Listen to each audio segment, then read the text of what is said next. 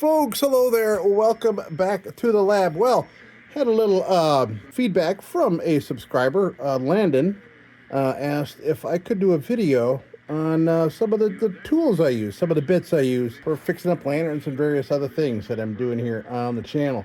And I thought I'd give you a quick look around at some of the tools that I use. Of course, yeah, of course the Dremel with the flex core cord on it. And this is a Dremel 4000 variable speed. Got to be variable speed, man. Yeah, for sure. And I got this. It was a refurb. I got Amazon. I think it was like 59 bucks, something like that. And this thing's been a workhorse, man. I work the heck out of this thing all the time. So that is the Dremel with the flex core. Yeah, and these are not very expensive. They really aren't. I would definitely suggest getting a flex core. We want to make sure you got a compatible host here that where it attaches. But trying to do it without a flex core, forget it, man. What a pain in the butt.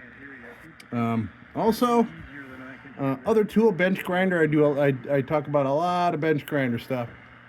This is a fine. This would be considered fine wire brush for it, and this is a very this is like a Walmart. I got this 20 years ago. It's very low power, and that's good. That's good because I mean it'll stop on something before it really does damage on anything. I can almost stop it with my hands, with my fingers.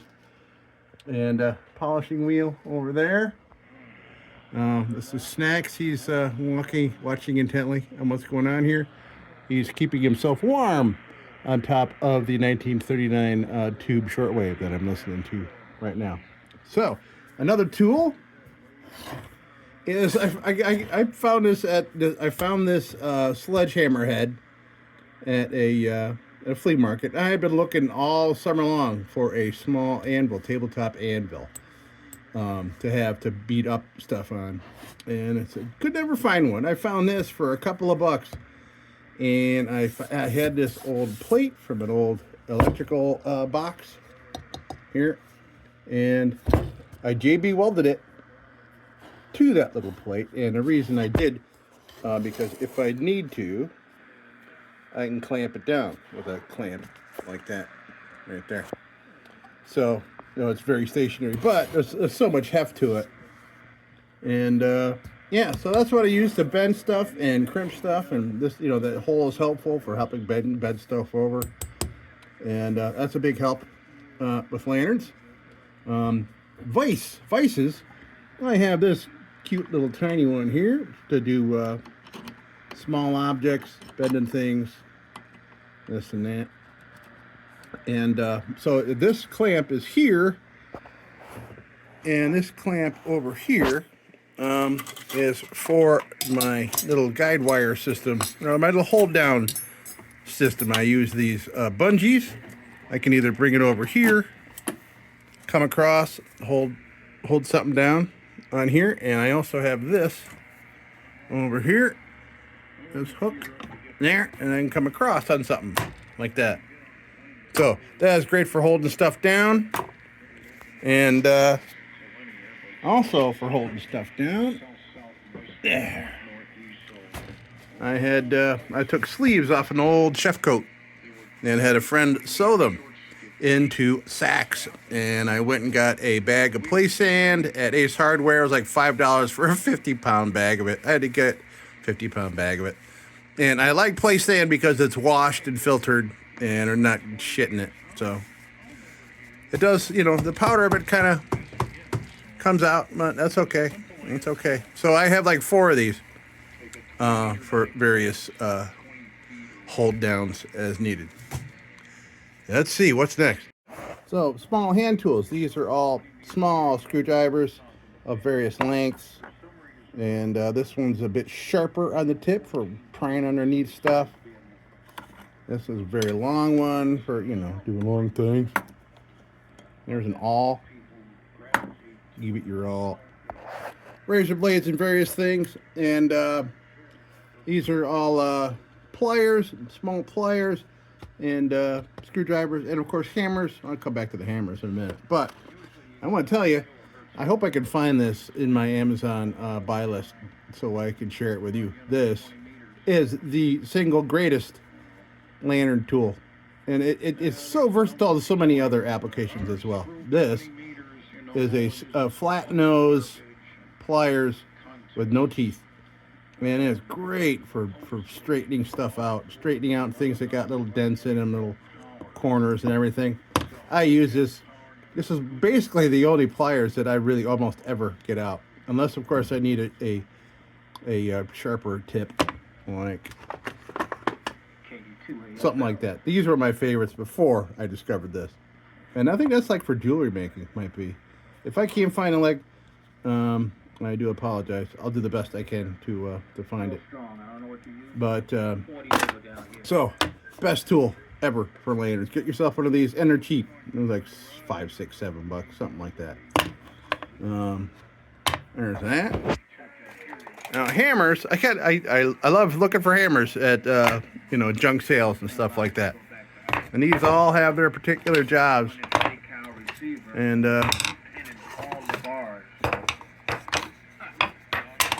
so yeah, here you have it. Probably ball peen. This small ball peen I use the most. And I like soft tip hammers because you're working with old relics that are made out of like a thin tin or a thin steel or thin anything, and you don't want to put marks in them. So this is a safety hammer. I got this for $1 somewhere. This small soft tip hammer, great. And I want to see if I can find some smaller, or not smaller, but different densities of these. These tips are not cheap, man. To find them at different, this is the green, which is supposed to be one of the hardest of the plastic or rubber tips, and I want other tips that are softer. But like I said, they're freaking expensive, man. I can get this. I got this whole thing for $1, and it's probably like $20-$30 to get tips. Yeah, this is come into play in tight spaces there. And this is, I forget you call it. I think this is a Donning hammer. I don't know. It might be for a cobbler. Maybe that's for a cobbler. Could be. Judged by the handle, this might be for a shoe cobbler. So that is the hammers. Now let's go on to some other things. Okay, so torches. I've been using this for ages. Got this at the Harbor Freight. Yeah, I haven't used this one in a while. It's it must have just lost all its gas. So Harbor Freight, inexpensive and works great, no problem with it. But the BTUs are a little light. I had a craftsman tell me that if I'm going to be doing soldering and things like that, I need something with a bit more BTUs. And I found one on Amazon. Here it is. This was like $24, and I think it's got about 1,000 more degrees of heat here for doing torchy things and doing some soldering. And I have found that yes, right away I noticed the temperature difference. So this is definitely hotter. But really nothing wrong with this, except for this little thing here. You got to bring this down and, in order to ignite it, and then so it's like a safety switch. So the other one I have that is working, it's in the kitchen now. I use it to light my kerosene heaters. But I brought this down. Brought this little thing down here. See? This little switch here that goes up after you try one pump. So I brought that down and I super glued it in place. So I removed the safety feature. So that way I can just keep hitting it. I haven't done it to this one yet. I don't know. I'm not using this one anymore because I got this. So that is the torches. Couple other tools. So tin snips. Yes. I got a number of different tin snips around. Again, other things that I find at garage sales and flea markets. And if they're super cheap, I take the risk that they're going to be super dull, and then I try them on something when I get home. And a lot of them turn out to be pretty dull. These are pretty nice. Unfortunately, if you're in a tight space, this is not all that great, but cuts really good. I get that for a couple bucks, flea market. And another flea market tool. I do believe this is like made for. Did you see that proper? I'm not sure because I wasn't looking at the screen. Yeah, so here, yeah, there's the snips.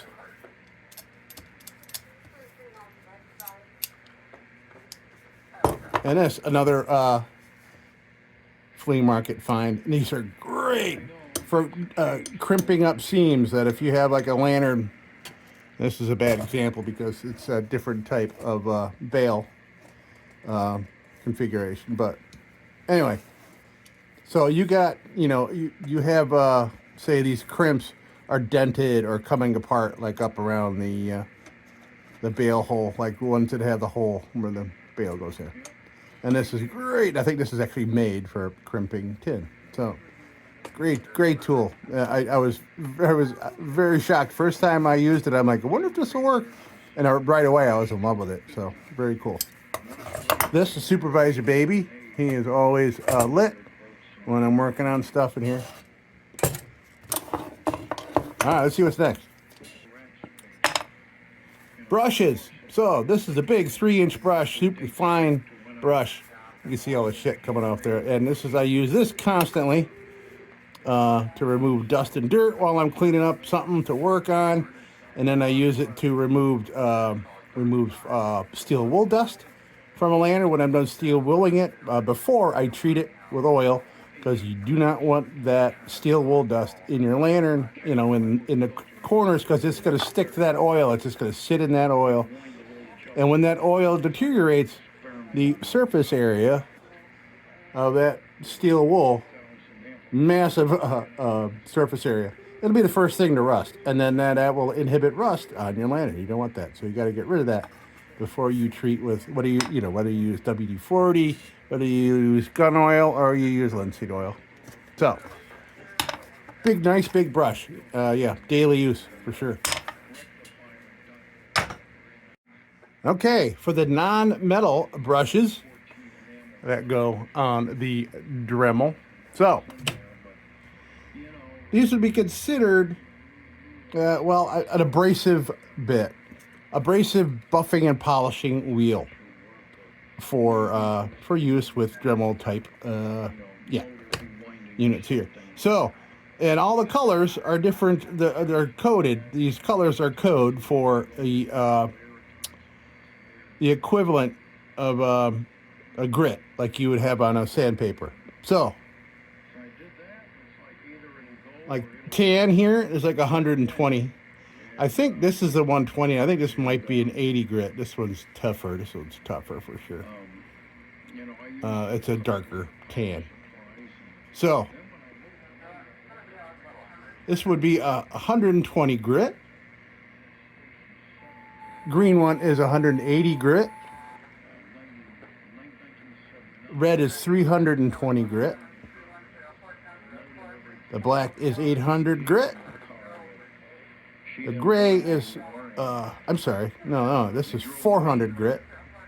This is 800 grit. And I use this probably the most, for sure, the 800 grit. I bring these out for depending on how tough the oxidation is or something, or the paint is on something. This is like a cotton, a fake cotton, like some kind of fiber. These things are kind of a nightmare. Buffing wheel, because this hair just goes flying everywhere. These are ridiculous, super cheap, and they act like they're super cheap.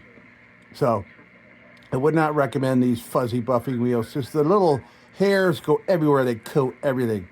And if you have and it'll fling around whatever this kind of buffing medium you're using. Here is another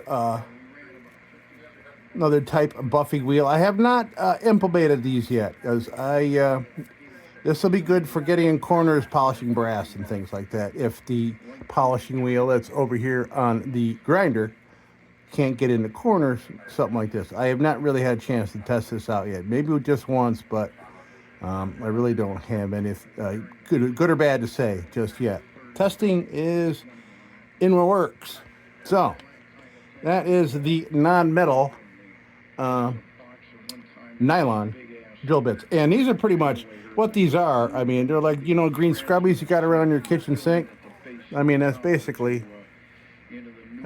what these are. So you take two of them, green scrubby flat things, and you punch them out, and you can almost make your own. But these are also very cool for getting, for instance, and this has got paint on it, so it doesn't. But if you're trying to clean like a bale or globe guards that are rusty and things like that, these bits are very cool because you can get them on there like that, and it'll do half of it. So you can see it'll do the back side, and then you come around and do the front side. These are really great for cleaning up rusty wires and things like that. Of course, you'll shorten the use of these, but I mean, I'll go in a lantern. I'd probably go through 3 of these easy. So that's the there we go. That's the nylon bits, and I'll go on to the metal bits. All right, now onto the wire bits and the other bits. So this is a Dremel wire wheel, and I don't have a real problem with these. The only problem I have with the Dremel wheels is that they're expensive. They're expensive in comparison, and I'll explain it. But like, you go to Ace Hardware or something, you get like 2 of these. It could be anywhere between $6 and $8 for 2 of these, and they're all right, man. They're great, but the reach is pretty shitty, right? So you go to this, which is I found on Amazon. Weird name. These are called like T-shape stainless steel wire wheel. T-shape, as you can see, T-shape. Now these are few and far between because last year I tried some of these, and all the wires keep flying out, and like more than once I had to go to urgent care and have wire removed from my feet because stuff was flying out, sticking into everything. I had to crap in my hands all the time, and it sticks in your clothes. Bad news. But these were great, man, and you can see the type of reach you would get around corners and things, and in behind, like, again, I'll use Supervisor Baby here, but like you need to get in, around the back of a filler cap, something like that. Yeah, great. So yeah, these are great. So T-shape, and I'll take a screenshot of what these look like on Amazon and insert them.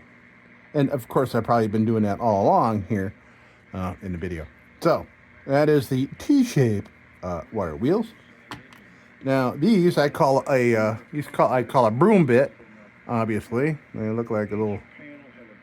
I call them pointy bits in my videos. So that's a pointy bit, and I think these are called like an end brush pen. Oh, weird. I think it might be a weird like Asian translation kind of deal. I use these till there's like nothing left. Even when there's a little bit left like that, it's still a specialized tool to get in corners and get the last of paint and rust and things out. So I use these till there ain't nothing left. And by the way, so yeah, these I also use up until there's nothing left. They're useful up until they're like that. So yeah, I use them up like crazy. Now this is another brush. These are great. I call it junk bits. And let's see, I use junk bit? Yeah, so I call this a junk bit, and these are great.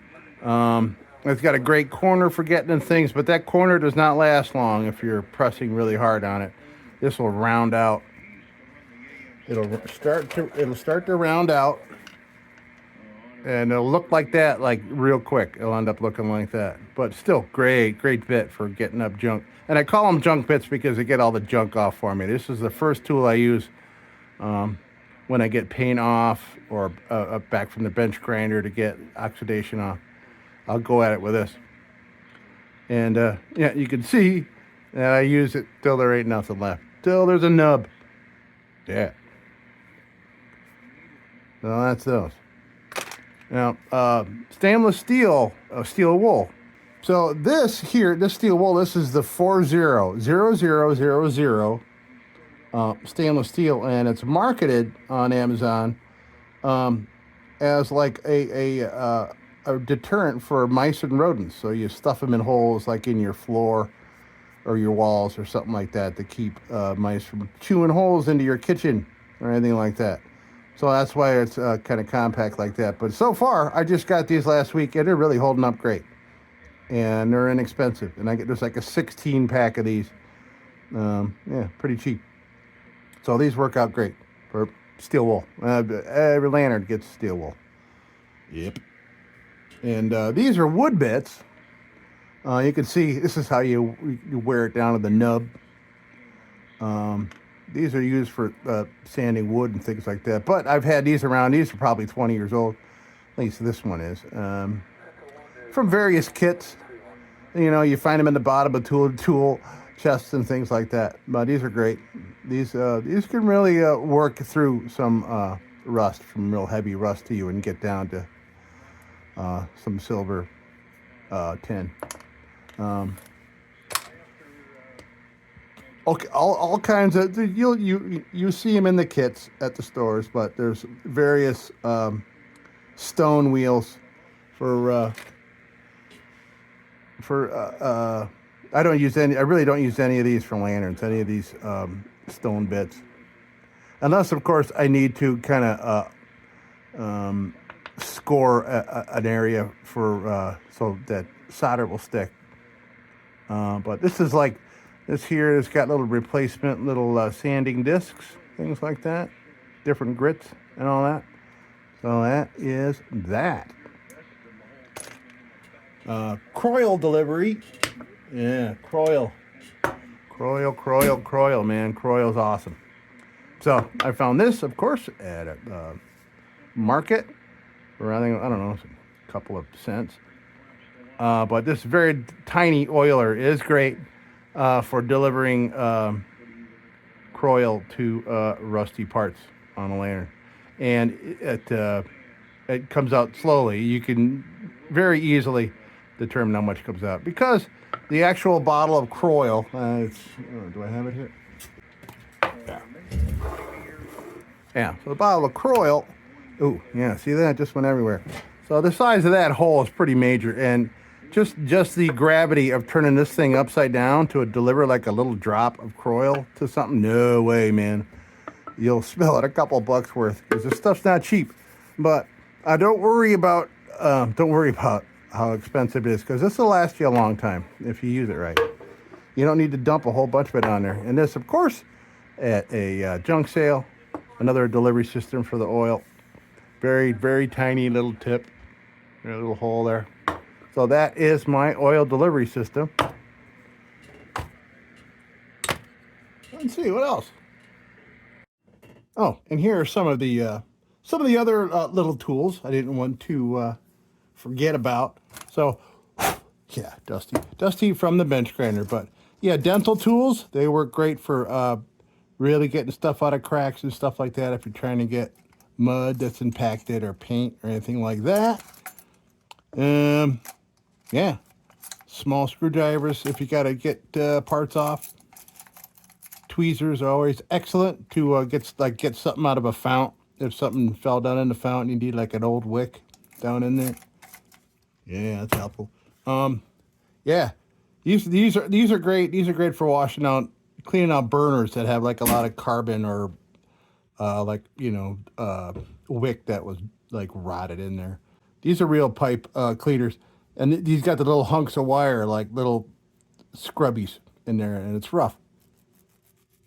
You can hear it. So these are great, and you can double up on them and put them down in the hole there and stuff. There. Yeah, burner like here. See if it's real dirty inside there, the brass that is the sleeve there. Grab one of these babies, put it in there, and squish it around. Yeah. Look at the shit that came out of there. See, and you can go all the way through it. So you know that you're getting a good passage through. You can see it coming out the back. Yeah, this one is pretty dirty. Yeah, see that? Yeah. So if there's like rusted wick, or if like a wick gets wet in there and then dries like repeatedly for like 20 years, in a burner that hasn't worked in a long time, sitting on a shelf. Yeah. So pipe cleaners, great. Q-tips, always great. It's good for applying adhesives or removing adhesives or getting oil out of corners. If you're removing the linseed oil from something. Wire brush, these are always great. These are brass brush, brass is a softer metal than tin and steel, so it's less evasive on leaving any kind of marks when you want to go clean up. And I use the hell out of these things. I like them with this part back here, so you can get the back molars. You know what I mean? But yeah, I use that a lot, as you can see here. Look at that. That's pretty destroyed. These are super cheap. Like they just grabbed a few more this week, and yeah, so I got some fresh ones. I was beating them up. And all kinds of wooden skewers and sticks, like this old chopstick. This is an old chopstick. I use this a lot for bending the tabs back over on a crown. Don't ask me why. I did it once, after putting tool marks. I'm like, you know what? I need something softer, something softer than metal to push them down with. So if I slip off trying to bend these things over, it doesn't put a tool mark. And I stuck with it. So I've used this for many lanterns, bending the tabs back over, but I had to put a crown back on top. And like I said, this is a chopstick. Bamboo skewers are great. Bamboo skewers like that, or wooden skewers, whatever they're made of. This was an old knitting needle, and this is like old school, nice, very hardened bamboo, very hard, good stuff. Yeah, and that's good for if you want to pick in corners of the lantern too, without worrying about leaving a scratch with something like that. You use a nice hard bamboo skewer. You'd find maybe at the aisle in the vegetables at the supermarket. Oh, it's for making kebabs and stuff. So that's it for those other tools. What else over there? I got my brushes I use for painting on the linseed oil. This is just a little kid's brush, Walmart special. You get like 3 different sizes right around this size for, I don't know, under $6 for like 3 brushes, and I use the heck out of them. You can see they quickly get oiled up with the oil, and you get a number of them. So if you use a different type of oil or any other kind of liquid, you have a different one for the other liquids. Keep them separate. All right, that's enough with that stuff. For soldering, I use a 60-40 solder, and I like this kind of medium thickness solder. A lot of times it'll be super thick. I got rolls of it over here, and it's just too huge to work with. It's almost, I don't have anything hot enough almost to melt it. But yeah, that's what I use. I've been working off this one for quite a while. Flux, of course, when you have your flux around. This this is a tinning flux, and I've had some good success with this. I have yet to master soldering tin, especially tin that's compromised, with oxidation and stuff on it. But as I was told, that my problem with soldering, it was not really the way I was doing it. It was using that torch that was not high enough BTUs to heat everything up proper to get stuff to stick. But this has been a big help. Tinning flux. So yeah, it tins the stuff while, yeah. So there's that with the solder stuff. And of course I use a soldering iron or the torch, and I have a couple soldering irons, just a regular old 400 water or 400 degree, or I forget, whatever you want to call it. And some old school, really big, fat, like antique soldering irons, because that's what they used, to make the lanterns anyway, 120 years ago, making them lanterns. All right, that's that for that. All right, so vices, the other vices I have. So I have this one here. come back to that in a minute. So this is a big, it's got a big flat area in here, which is great for flattening out hunks of metal and other tins and anything. Even like, you know, you need to straighten out a bale or a piece of wire or something like that. So it's got a lot on the surface area. So that's great. I use this quite a lot. And I got the big vise here. Here is my magnet for cleaning up steel wool. Yeah, just drag it around the cutting board. Yeah, so there's a couple rare earth magnets in there. So what I like about this vise here is this curved part at the top. So you can dial this in and out, and you can use this curvature. Say if you have a bale with a dent in it, you can put the bale over that, and you can use this to kind of, you know, expand it to fit the bale that you want to kind of knock your bale back into shape. So I use that a lot for dented wires. And then right now I got an old fan belt on there to keep it soft so I don't put tool marks and things. Yeah, me and tool marks. I hate tool marks. Yeah, in fact, you can see here on my pliers, they all got gaffer tape all over them to kind of cover up those teeth from the stuff. So yeah, so this is normally in there and locked in the vise, and this is real good for you can put a hunk of wire there and do a perfect bend in it. And of course there's another like anvil surface, but I wouldn't pound on that as much as I would the other one because it is connected to a table and I don't want to hurt its connection with the table. I want to keep it firm. So, all right. Well, folks, that's it for the lab here and all the parts. I mean, of course, there's parts. There's all kinds of parts there. I got parts there. And, well, folks, thank you so much for stopping by and checking out the tools. So, until next time, don't you go changing. We'll be back with the Magic Tunes for the Armada Room's 2-hour disco swing party after this short break. Till then, don't you go changing. Sit, Ubu, sit. Good dog.